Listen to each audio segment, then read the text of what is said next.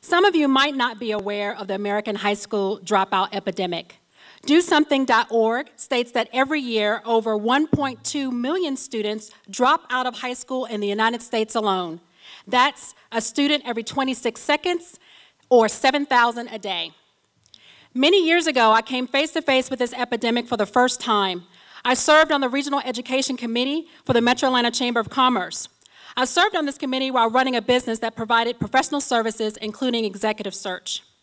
Serving on this committee was twofold: an opportunity to give back to my community while meeting executives and connections for my business.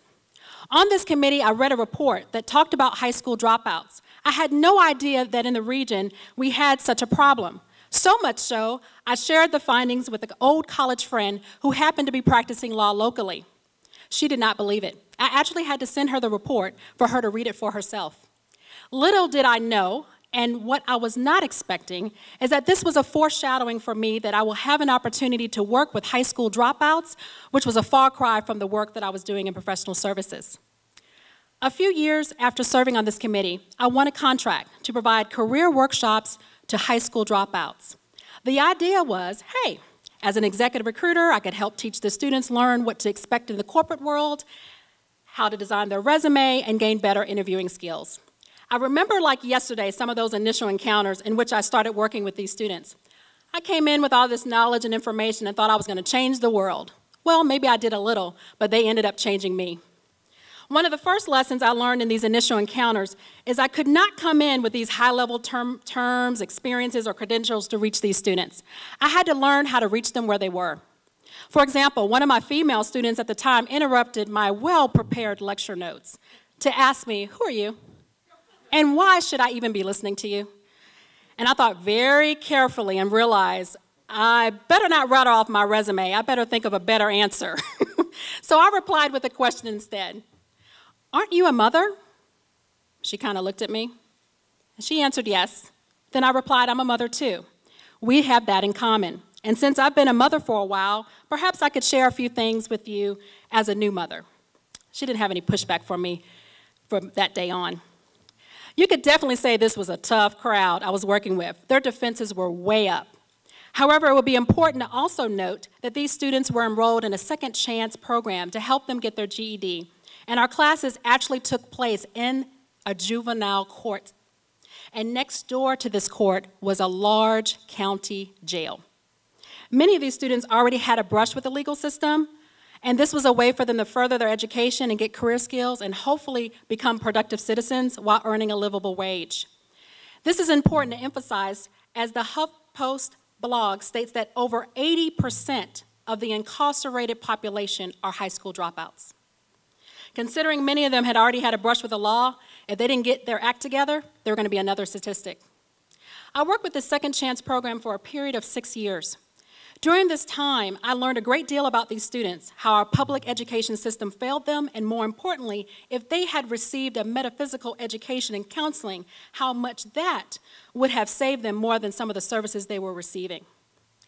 Over time, with the support of staff, I expanded my lectures and classes from career skills to life skills, and even a few metaphysical topics here and there, introducing them to meditation, the power of positive thinking, and using affirmations to name a few. However, this effort to expand their thinking was a bit limited, as I was not able to talk with them about spiritual matters, their God self, so program rules.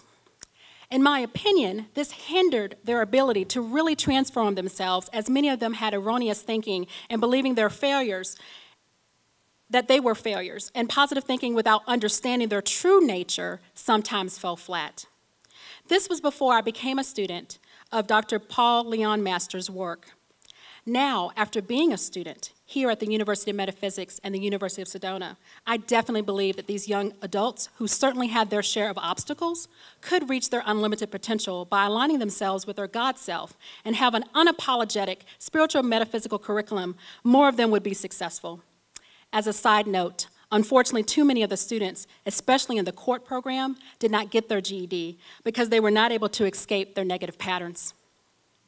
In this lecture, I plan to reveal some of the top issues that I observed and I believe that held many of the students back from success. while also proposing real metaphysical education and counseling solutions for the high school dropout epidemic from Dr. Paul Leon Masters' bachelor's curriculum. The first issue that many of the GED students struggled with was having a poor self-image. They didn't see themselves as scholarly students, which obviously is an obvious problem, right? Because at this point, you're now having to come to GED class, you're expected to study, you're expected to read, you're expected to do math problems. Too many of them identified with a thug life. They dreamed of being rappers and hustlers, literally. They had misplaced anger in which they took out their frustrations out on others instead of getting in touch with their feelings. They had trouble expressing themselves, lots of use of profanity, to the point that we had to have a jar in our class whenever they used a choice word to put some money in it. This could be rectified if they were able to know who they really are, that their true nature is God, and with God they can accomplish anything. In eliminating the negative and strengthening the positive, Masters encouraged the reader who wants to live a successful life to let go of negative traits of the past, to concentrate on filling their mind with positive thoughts instead. Furthermore, Masters shares an affirmation one can say to themselves in a meditative state to help eliminate the negative and strengthen the positive. If one has a poor self-image, they could encourage a winning self-image by saying, "The image I have of myself is a reality of oneness with the eternal presence and power of God within me this moment and eternally." The second issue that many of the GED students dealt with was poor decision-making and circumstances that going to school would make difficult for anyone, and especially as being a young adult. For example, many of these students were parents. Most of them already had one child, some 2 children. One of the last students that I worked with in the program had 2 babies by 2 different mothers, and he was under the age of 20 years old and was having difficulty passing the GED test. Of course, 2 baby mamas and 2 kids, no wonder he was so distracted. Again, because this was a court-appointed program, the majority of the students already had prior arrests for various crimes such as theft, fighting, and drug possession. Although some of the students would express their desire to change, they lacked the skills and right information to truly transform their lives. Unfortunately, they did not understand what true personal transformation looked like. This could be solved if they were introduced to how to really transform their lives and change their personal associations for better success. In Volume 2 of the bachelor's curriculum, Master addresses the subject of sex in the section called The Role of Diet and Sex. Master specifically states that sex that is meaningless, its sole purpose being gratification, has a debilitating effect on one's outlook and hence the goals of the psyche of self-fulfillment. Masters does not indicate that marriage is required to engage in sex. However, in order for it to be positive and harmonious, there must be true understanding, tenderness, deep feelings, mental and spiritual communication, and or love. The third issue that many of the students faced was a lack of academic skills and educational foundation. As I mentioned earlier, many of the students did not identify with being scholarly. And in fact, just the opposite. They did not feel comfortable in the classroom and acted out in many different ways to avoid doing the obvious. How did they get here? Many of the students did come from failing schools, that is correct. But although they may have come from a failing school, they also were kicked out of school for skipping too many classes, being disruptive when they did attend, and as a result, they did not in fact act scholarly, and as a result was not able to finish their high school diploma in a regular high school because they lacked the discipline. At a closer look, many of these students' households where education was not held in high esteem. We literally would have some of their mothers, single mothers, would actually call to the court and ask for their son to be removed from class because they needed to go to work. They were more interested in them helping out with household bills than them getting their education. As you can guess, if you do not have a high school diploma and you're a young adult, what job are you going to get? I mean, most of them worked at a burger joint, so it really wasn't a future in that. So without the support at home to pursue their GED studies, this was one of the obstacles and real reasons that some of them did not even finish. So the habit of not showing up for education and not valuing it, and consequently continued to perpetuate the problem that got them there in the first place. This could help. There could be a solution to this if they were able to confront their weaknesses that was holding them back and then adopted a positive new belief. Masters explains that you can master any weakness you have, though by aligning with your inner power, your inner God power. In fact, a specific metaphysical science technique called confrontation can overcome a negative energy in one's mind. In this example, the student could claim, the God power within me is greater than fill in the blank. Feeling like I can't learn math, feeling like I can't pass the GED test, feel like I can't create boundaries with my parents. This is repeated over and over until the student feels the God power within, and mind takes over. And afterwards, the mind treatment is followed by a statement of thanks, giving thanks for self-mastery. A fourth issue the students faced did not understand how to set goals. So the students, they just didn't understand goal setting. They had difficulty completing tasks, unclear about what they wanted, but really didn't even have a purpose. This could be solved if they were able to understand goal setting and the power of visualization and align their goals with God's purpose in their life. Masters shares his wisdom for establishing and maintaining and accomplishing one's goals. First, Masters states that in order to succeed in any area of one's life, that certain goals must be established. Without goals, the mind tends to wander and can become distracted from accomplishing anything. In addition, Masters explains that there are too many people who aren't achieving because they don't understand their true goals. One metaphysical technique to address this issue is to sensitize yourself to your true purpose and goals. This will open up one to their intuitive psychic guidance one needs for setting and accomplishing goals of one's soul. Sample affirmations to program one's subconscious mind includes, all past failure patterns are removed from my mind, and only positive patterns for future accomplishments remain. The God part of my mind assumes full responsibility for setting and realizing my goals. Finally, a fifth issue that the students faced was their lack of well-being, self-care, and ability to handle stress and change in a positive way. Believe it or not, most of the students smoked. They asked for smoke breaks all the time. Not only did they smoke cigarettes, but they also loved talking about how they couldn't wait to get out of class to smoke weed, also marijuana, when class was over. On breaks, they went to vending machines and got salty and sugary snacks, quickly devoured the snacks. Now, this could also be corrected if the students learn how to embrace change and learn healthy ways to deal with stress, such as through meditation and or yoga, and learn to truly value themselves if they want to live a healthy lifestyle, so that they could live a longer and productive life and stop the destructive cycle. Ultimately, what I'm talking about here is self-love and healthy self-care. Many of them, as a side note, didn't even eat vegetables. I literally had a day where I actually brought fruits and vegetables. And they were like, well, we only eat celery if it's with hot wings, you know. And so I actually brought in fresh fruits, vegetables, brought in some smoothies, and they were like, oh, this tastes good. So they just needed exposure points. And going back to Master's curriculum on the role of diet and sex, we could agree that as Master's described, one diet in itself did not impact someone's spiritual destiny or evolution, especially when he shares, a cow eats grass all its life. But did you ever see a cow that became a saint? So I'm not bringing this up because I think that they should have a certain diet. However, I am bringing up this fact because of the lack of contemplation. Even just taking the time to stop before eating the snacks to bless the food could be highly beneficial and would cause its spiritual energy essence to nourish the mind and soul as well as the body. Now, in review, there are 5 metaphysical solutions shared in this lecture to address the American high school dropout dilemma. 1, to eliminate poor self-image, encourage the alignment to the oneness of God's presence. 2, to help eradicate teen pregnancy, give a real sex education that just doesn't talk about abstinence, but explains the significance on the exchange of energy and how it impacts one's own energy, including how it can keep them from achieving what they set out to do.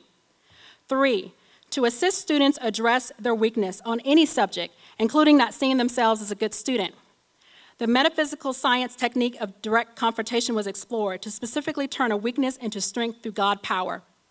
4, to help students set goals and accomplish them. The metaphysical technique of sensitizing oneself to one's true purpose and goals was discussed.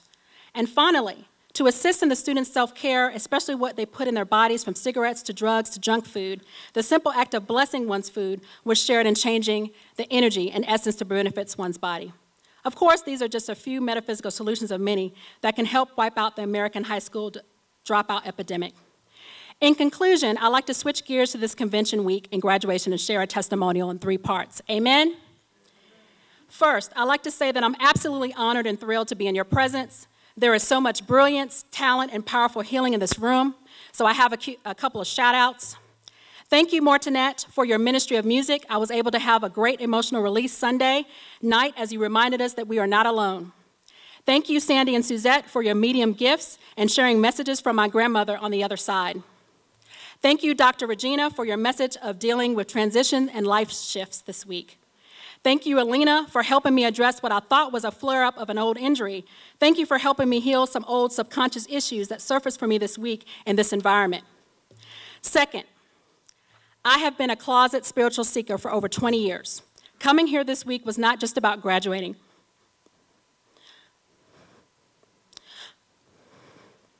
but an opportunity for me to turn a page and step into my role as a spiritual teacher.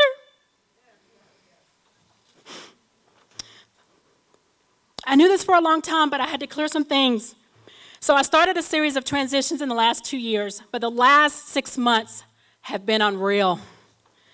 I divorced my husband of 22 years, moved to Tennessee, started a new job, finished my master's and doctorate papers, just to name a few. I knew that I had been unhappy for many years and wasn't sure of my next steps, and I knew I needed to clear out an old cycle to start a new one. But if you would have told me over 6 months ago that I would be doing all this, I would not have believed you. Third, I'd like to share with you how I got here. I prayed, I affirmed, I visualized, I wrote things down, I chanted mantras, I did some hypnosis, I did everything. But the main thing I want to share with you is from one of my favorite metaphysical ministers, Catherine Ponder. In her book, Open Your Mind to Prosperity, in the exact chapter 7, Prosperity Through the Divine Plan, I wrote these 5 affirmations on index cards and carried them with me and said them over and over again. Use these affirmations when you're not sure of your next steps, but you know you need to clean out the old cycle or the wrong people from your life. So be careful. This stuff really does work. 1, there is a divine plan for my life. That divine plan is unfolding for me now. 2, nothing can hinder the divine plan of my life. No one can delay the divine plan of my life. What God has given me cannot be diminished. 3, Christ in me now reveals, unfolds, and manifests the divine plan of my life quickly and in peace. 4, Father, if you have a divine plan for my personal life, show me what it is. Draw to me the people who belong in my life now and unite me with them. And 5, and this is real powerful, use this with caution. Every plan which my Father in heaven has not planned for me is now dissolved in my life. The next step in the divine plan quickly manifests. The divine idea, the divine plan for me now comes to pass. New doors of good now open to me with a confident spirit. I now go forth into a life of happiness, security, and abundant living in the name of Jesus Christ.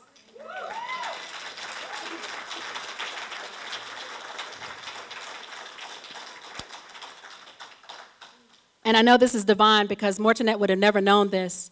The song that she chose, A Happy Day, A Lovely Day, came up on my feed on YouTube when I was sitting in the lobby of my new job on November 5th. It's never divine order works. It's never too late to change your life. Thank you.